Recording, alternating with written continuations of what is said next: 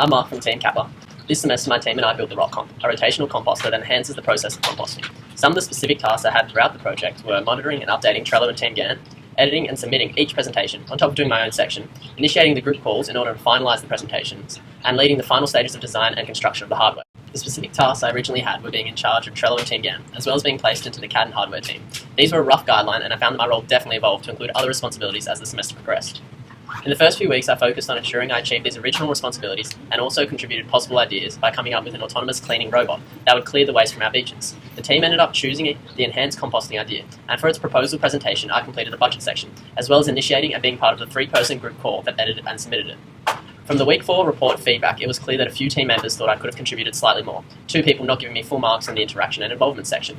I took this into account by contributing more heavily in future discussions and was never marked down on it again. In the following weeks, our design matured. I contributed multiple ideas, some that shaped the project, such as the main chamber being orientated horizontally as opposed to vertically.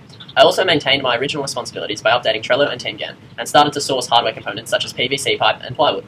I also again proactively initiated the group calls to finalise our second presentation, and submitted it. My feedback for this individual report was really positive, receiving full marks in all categories.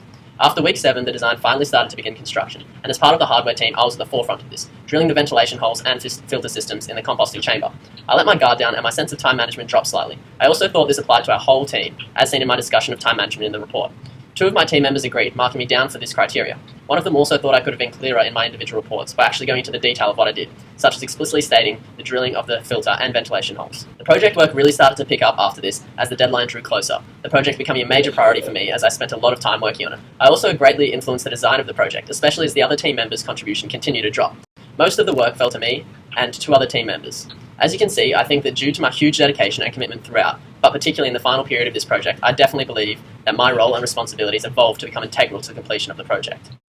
Overall, I found the individual reports decently insightful, but were definitely not used as best as they could have been by the team. Most people, sometimes myself included, would give other members full marks, which isn't conducive to improving the other members' contribution to the team.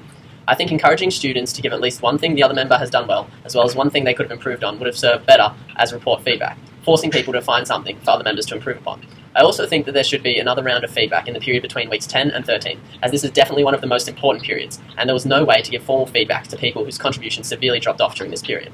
One big challenge faced throughout the project was figuring out how to reach a design objective when the team and I had no real idea on how to do so. For example, we had to ensure a stable connection between the motor shaft and the PVC rotor axes. To overcome this, we would consult various places that had the knowledge we needed, such as the infamous Google, the tutors, or the amazingly helpful staff at MCIC. By doing this, we were able to laser cut acrylic and 3D print a strong connector shaft that worked wonderfully. Another challenge was not having enough time to do a task as initially intended, such as originally planning to 3D print the motor casing, which would hold it in place. To overcome this, the team would brainstorm ideas that could be used instead of the original one, that require less time and effort. For example, we decided to sandwich the motor between 2 blocks of wood, which matched the curvature of the motor through using the bobbin sander. One other challenge that didn't occur often, but was the most annoying to deal with when it came up, was designing or constructing the prototype in a certain way, but then finding out that other components would not work within this construction. One such example was the load cell had to be mounted different to originally intended, and we had already constructed the platform. To combat this, the group again came up with various ideas and then chose the one that would be the quickest and have the least effect to the already made design. This was to chisel some of the old platform to give the load cell the required range of motion, as well as moving the wood that would sit on the load cell so it only rested on its front side.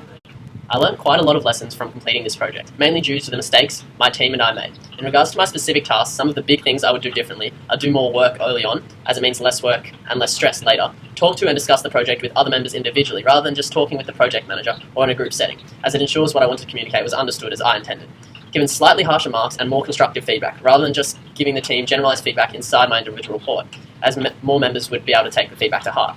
And always upload as a PDF instead of a PowerPoint, as the layout and content won't get altered by different PowerPoint versions or operating systems, which is what happened when I uploaded our final presentation.